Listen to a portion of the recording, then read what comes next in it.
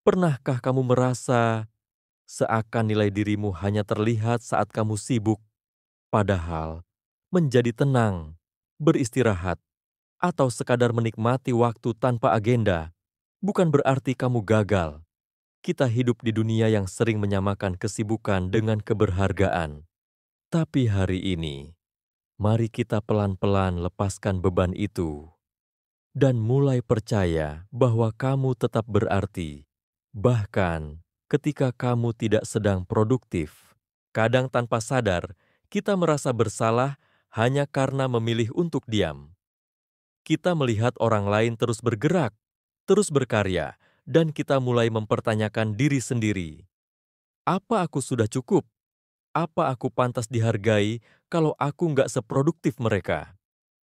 Perasaan seperti ini diam-diam tumbuh, apalagi di zaman sekarang, ketika pencapaian sering dijadikan tolok ukur utama untuk menilai seseorang. Tapi, bagaimana kalau semua itu salah? Bagaimana kalau nilai dirimu sebenarnya tidak pernah bergantung pada apa yang kamu hasilkan? Kamu tetap layak dihargai, bahkan ketika kamu sedang berhenti sejenak, bahkan ketika kamu hanya bernapas. Buku Good Habits, Bad Habits menunjukkan bahwa banyak kebiasaan kita terbentuk bukan karena pilihan sadar, tapi karena tekanan lingkungan, termasuk kebiasaan mengejar sibuk agar merasa cukup. Jadi, jika hari ini kamu merasa lelah, bukan karena tubuhmu capek, tapi karena hatimu jenuh, terus membuktikan diri, bertenanglah. Kamu tidak harus sibuk untuk dianggap berharga. Hadir saja sebagai dirimu, itu pun sudah cukup indah. Mungkin sudah saatnya kita pelan-pelan melepaskan tuntutan itu dan mulai percaya bahwa diam pun bisa bermakna. Jika kita mulai menyadari bahwa nilai diri tak ditentukan oleh produktivitas, maka pertanyaan selanjutnya adalah, kenapa kita tetap sulit lepas dari kebiasaan sibuk itu? Jawabannya seringkali tersembunyi, bukan di dalam diri kita, tapi di sekitar kita. Lingkungan yang tampak biasa saja, tempat kerja, suara notifikasi, bahkan suasana kamar, diam-diam punya kuasa besar atas arah hidup kita. Buku Good Habits, Bad Habits menyebutkan bahwa banyak kebiasaan bukan terbentuk dari niat, tapi dari reaksi terhadap apa yang terus-menerus muncul di sekitar kita. Seringkali, kita terlalu keras pada diri sendiri saat gagal berubah. Kita menyalahkan diri karena kembali ke kebiasaan lama, padahal sesungguhnya kita sedang melawan arus yang terus menarik kita ke belakang. Lingkungan yang tidak mendukung, rutinitas yang melelahkan, dan ekspektasi sosial yang membebani, semuanya menciptakan medan tak terlihat yang mempengaruhi arah keputusan kita setiap hari. Kita jadi merasa kalah sebelum sempat berjuang. Karena itu, proses berubah bukan soal memaksa diri menjadi kuat, tapi menciptakan tempat yang memudahkan langkah, ruang yang tenang, pertemanan yang sehat, dan suasana yang memberi ruang napas. Itu semua bukan pelengkap, tapi pondasi. Saat lingkungan mulai berpihak pada kita, kebiasaan baik tidak terasa berat, dan kita bisa perlahan-lahan kembali menemukan versi diri yang lebih jujur dan utuh. Ketika lingkungan mulai berpihak, kita pun mulai bisa mendengar suara hati sendiri, bukan lagi teriakan target, notifikasi, atau jadwal yang menumpuk. Tapi di titik ini, masih ada satu tantangan besar yang sering kita abaikan. Keyakinan dalam diri bahwa kita baru layak dihargai jika terus bergerak, terus sibuk. Kita hidup dalam budaya yang menaruh harga pada waktu dan produktivitas. Sampai-sampai hari libur pun terasa seperti dosa kecil. Kita jadi takut dianggap malas hanya karena memilih untuk beristirahat. Padahal, The Psychology of Money mengingatkan bahwa hal paling berharga dalam hidup bukan uang, bukan jabatan, tapi kendali atas waktu kita sendiri. Kita sering lupa bahwa istirahat juga adalah bentuk kendali. Bukan berarti berhenti bermimpi, tapi memberi ruang untuk bernapas. Karena kenyataannya, kalender kerja tidak bisa mengukur makna hidup kita. Tidak ada kotak to-do list yang bisa menampung seberapa besar hati kita mencintai, peduli, dan berusaha bertahan dalam diam. Jadi, kalau hari ini kamu merasa tertinggal karena tidak sedang mengejar apa-apa, tarik napas pelan. Kamu tidak harus memenuhi semua agenda untuk dianggap cukup. Nilaimu tidak datang dari seberapa padat jadwalmu, tapi dari siapa dirimu ketika kamu tidak mengejar apa-apa.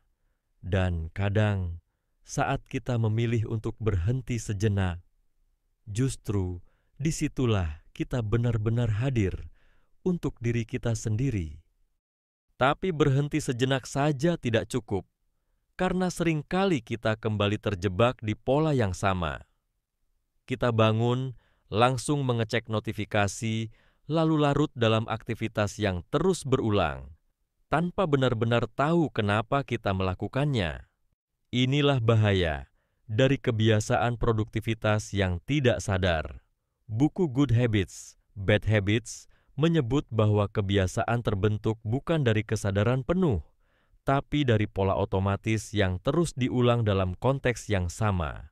Kita sibuk bukan karena itu penting, tapi karena kita sudah terbiasa sibuk lama-lama, kita mulai hidup seperti mesin. Bergerak karena terbiasa, bukan karena bermakna. Dan yang lebih menyedihkan, kita merasa bersalah kalau tidak mengikuti ritme itu.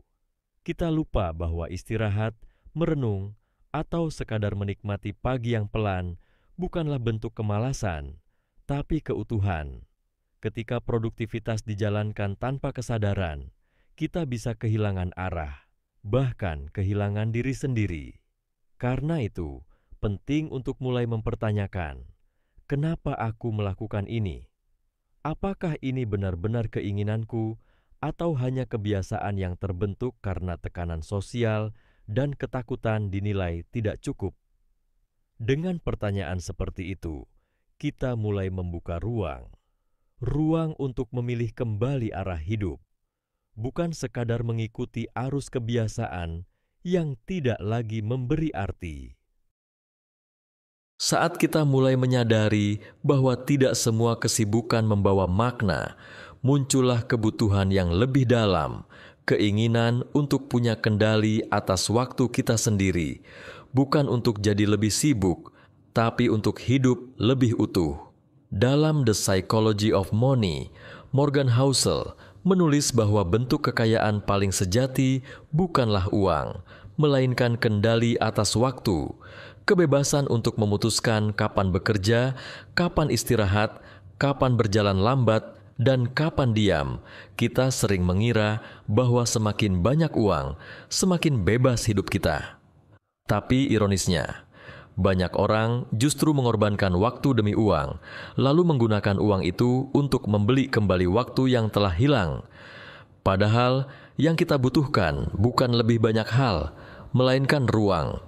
Ruang untuk pulang lebih awal, untuk menikmati senja tanpa tergesa, atau untuk sekadar menyeduh kopi tanpa harus multitasking. Itu semua adalah bentuk kebebasan yang sering kita abaikan. Jadi, ketika kamu merasa tertekan karena belum punya segalanya, coba tanyakan, apakah aku benar-benar butuh lebih, atau aku hanya butuh waktu yang lebih aku kuasai? Karena pada akhirnya, hidup yang kita inginkan bukan yang paling sibuk, tapi yang paling bisa kita nikmati. Dan kendali atas waktu, sekecil apapun itu, adalah bentuk kelembutan terbesar yang bisa kita berikan pada diri sendiri. Jika kebebasan sejati adalah kendali atas waktu, maka salah satu bentuk nyatanya adalah keseimbangan antara bergerak dan diam, antara bekerja dan beristirahat. Namun sayangnya, banyak dari kita tumbuh dalam sistem yang menghargai kerja keras, tapi meremehkan istirahat. Kita diajarkan untuk terus berlari, tapi tidak pernah diajarkan cara berhenti dengan tenang. Akibatnya, ketika tubuh sudah lelah dan pikiran ingin jeda, kita malah merasa bersalah, seolah-olah istirahat adalah kelemahan. Padahal, menurut Good Habits, Bad Habits, kebiasaan baik tidak hanya dibentuk dari apa yang kita lakukan, tapi juga dari apa yang kita izinkan untuk tidak dilakukan. Mengistirahatkan diri bukanlah kemunduran, tapi justru fondasi agar kita tidak runtuh. Tanpa keseimbangan ini, kita hanya akan mengulang siklus kelelahan yang sama, bergerak cepat, lalu kehabisan tenaga, dan kembali menyalahkan diri sendiri karena tidak bisa stabil. Keseimbangan bukan tentang membagi waktu secara sempurna, tapi tentang keberanian untuk mendengar kebutuhan tubuh dan hati kita. Saat kita mulai memberi ruang untuk istirahat yang berkualitas, bukan pelarian, tapi pemulihan, kita akan menemukan bahwa produktivitas yang sehat justru lahir dari ketenangan, bukan tekanan. Dan dari sanalah, versi terbaik dari diri kita bisa tumbuh, perlahan tapi pasti. Ketika istirahat dianggap kelemahan, bukan kebutuhan, maka pelan-pelan muncul luka yang lebih dalam. Kita mulai kehilangan rasa damai dalam diam. Kita merasa bersalah saat tidak sibuk, cemas saat tak punya rencana, dan hampa saat tidak ada pencapaian yang bisa dibanggakan. Budaya toksik produktivitas membuat kita lupa bahwa manusia bukan mesin. Kita punya batas, dan ketika batas itu dilanggar terus-menerus, yang terluka bukan hanya tubuh, tapi juga jiwa. Dalam The Psychology of Money, Morgan Housel menyentuh gagasan penting bahwa kesejahteraan emosional tak selalu datang dari lebih banyak pencapaian, tapi dari hubungan yang sehat dengan waktu, dengan diri sendiri, dan dengan rasa cukup. Namun, dalam budaya yang memuliakan kesibukan, kita jadi mudah merasa kurang hanya karena tidak terus berlari. Kita menilai diri lewat standar eksternal, lalu lupa mendengar suara hati yang sebetulnya hanya ingin pulang. Dan luka paling sunyi dari semua ini adalah kehilangan koneksi dengan diri sendiri. Kita jadi asing dengan perasaan tenang karena terlalu terbiasa dikejar target. Kita jadi ragu untuk bersyukur karena yang dipuja hanyalah ambisi. Budaya toksik produktivitas tak hanya mencuri waktu kita, ia juga mencuri makna dari waktu itu sendiri. Maka dari itu, mungkin sudah saatnya kita belajar untuk hadir, bukan untuk mengejar apa-apa, tapi untuk menyembuhkan apa yang selama ini terabaikan. Setelah terlalu lama hidup dalam tekanan untuk selalu bergerak, kita pun mulai percaya pada mitos besar bahwa semakin sibuk seseorang, semakin sukses pula hidupnya. Padahal, kenyataannya tidak sesederhana itu. Sibuk memang terlihat hebat di mata orang lain, tapi tidak selalu selaras dengan isi hati. Banyak dari kita menjalani hari yang padat, tapi tetap merasa kosong. Kita mengisi waktu, tapi tidak benar-benar mengisi jiwa. The Psychology of Money mengingatkan bahwa kesuksesan sejati bukanlah tentang seberapa keras kita bekerja, melainkan seberapa banyak dari waktu kita yang bisa kita kendalikan dan nikmati dengan utuh. Sukses bukanlah soal jumlah pekerjaan yang diselesaikan dalam sehari, melainkan soal keberanian untuk hidup sesuai nilai dan ritme diri sendiri. Tapi mitos sibuk sama dengan berhasil membuat kita terus berusaha terlihat sibuk, bahkan saat hati kita lelah dan kehilangan arah. Jika selama ini kita merasa gagal hanya karena tidak sekilat orang lain, mungkin yang perlu kita ubah bukan langkahnya, tapi cara kita memaknai keberhasilan. Sukses tidak selalu bising. Kadang ia hadir dalam bentuk pagi yang tenang, waktu luang bersama orang tersayang, atau hati yang tidak lagi merasa tertinggal. Dan ketika kita mulai menyadari bahwa hidup bukan perlombaan, Disitulah kita mulai menang, bukan atas orang lain, tapi atas diri kita sendiri. Bayangin ini, kamu pulang kerja atau kuliah, tubuhmu lelah, pikiranmu kusut, tapi kamu tetap merasa belum melakukan cukup. Harusnya tadi gue sempatin ngerjain itu. Kok rasanya hari ini nggak produktif ya? Kalimat-kalimat itu jadi gema di kepala, seakan pencapaian cuma dianggap sah kalau disertai keletihan. Tapi pertanyaannya, sejak kapan lelah jadi satu-satunya tanda bahwa kamu berusaha? Sejak kapan kita harus babak belur dulu baru boleh bilang kita layak bangga? Mungkin ini warisan dari budaya lama, budaya yang menilai kerja keras dari seberapa banyak keringat dan begadang yang dikorbankan. Padahal banyak hal bermakna yang lahir dari ketenangan, dari fokus yang lembut, dari hati yang tidak terbakar ambisi. Kamu nggak perlu membuktikan pencapaianmu lewat keletihan. Kamu nggak harus terlihat hancur untuk dianggap gigih. Kadang, bentuk perjuangan yang paling berani justru adalah yang tidak terlihat. Menjaga kewarasan, memilih tidur cukup, menolak proyek yang bikin burnout, dan jujur pada batas diri. Dan kalau ada orang yang bilang kamu belum cukup karena terlihat santai, ingatlah, ketenanganmu bukan tanda kamu malas, tapi bukti bahwa kamu tahu cara menjaga dirimu sendiri. Pernah nggak kamu bangun suatu pagi dan bilang, hari ini aku mau berubah, tapi sebelum siang tiba, kamu udah kejebak rutinitas lama, scroll medsos, tunda-tunda tugas, lalu akhirnya nyalahin diri sendiri. Rasanya kayak lingkaran yang nggak putus-putus. Tapi coba kita lihat dari sudut pandang yang lebih lembut. Mungkin masalahnya bukan di niatmu, tapi di caramu membentuk kebiasaan. Dalam Good Habits, Bad Habits, dijelaskan bahwa kebiasaan bukan soal kemauan kuat, tapi soal kesadaran.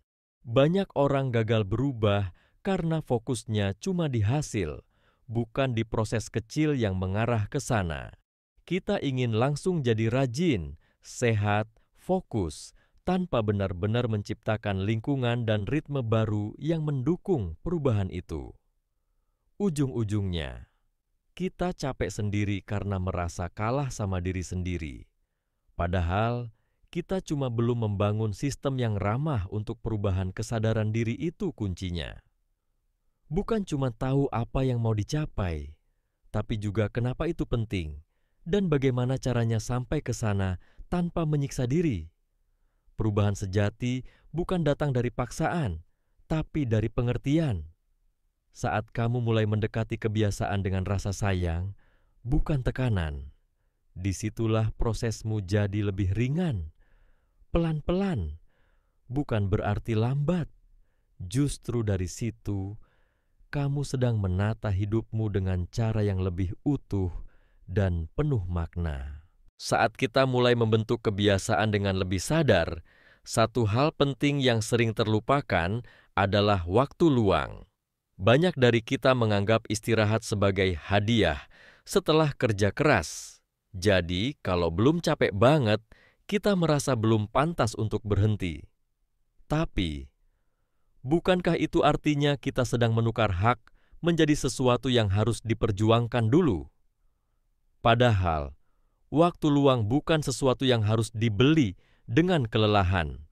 Ia adalah hak untuk bernapas, untuk hadir sepenuhnya dalam momen kecil, dan untuk menikmati hidup di luar urusan pekerjaan atau pencapaian.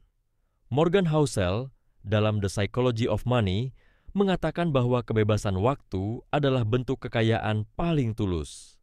Sayangnya, banyak dari kita malah menundanya terus, seolah waktu santai adalah bentuk kemalasan. Sudah waktunya kita membalik cara pandang itu. Beristirahat bukan berarti berhenti berjuang, tapi justru tanda bahwa kita menghargai diri, bahwa kita tahu kapan harus melangkah dan kapan cukup.